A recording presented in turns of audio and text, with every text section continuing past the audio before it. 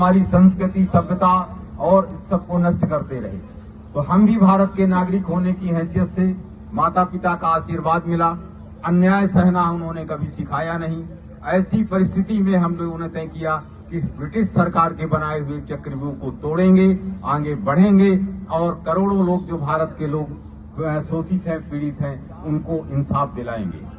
प्रश्न ये है कि 15 अगस्त 1947 को भारत का transfer of power and property था। भारत के लोगों को ये सोचना चाहिए था कि एक नए देश के रूप में हमको अपनी नीतियां, अपने कानून, अपने जो संसाधन है उनको सही ढंग से हम बनाएं, उनकी रचना करें, जिससे हमारे भारत के लोग आगे बढ़कर सशक्त, शक्तिशाली, संपन्न राष्ट्र बनाएं और भारत अराजकता, आतंकवाद और भ्रष्टाचार से मुक्त हो। लेकिन भारतीय संविधान बना तो इस देश की प्रगति को रोकने के लिए भारत के संविधान में ही बहुत सी कमियां छोड़ी गई, क्योंकि ये विदेशी से पेंट होकर के संविधान आया था और हमारे लोग उसी में भावनाओं में बह गए।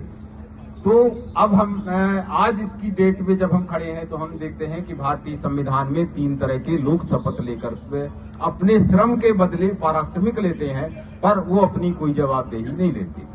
तो एक को शपथ दिलाई गई कि मैं विधियों का परीक्षण, प्रतिपरीक्षण और संरक्षण करूंगा।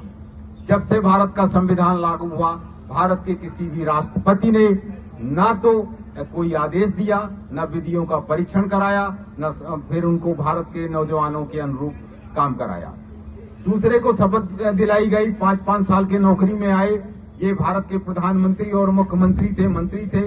इन्होंने कहा कि हम भय, पक्षपात, अनुराग या द्वेष के बिना सबके साथ समान रूप से न्याय करेंगे। ये भी पलट गए अपनी प्रतिज्ञा से।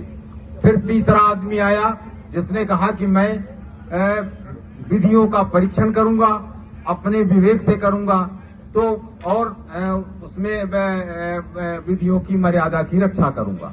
अब प्रश्न है कि आज हिंदुस्तान में जो परेशानी है, 60 करोड़ लोग हिंदुस्तान की न्याय व्यवस्था में पड़े हुए हैं।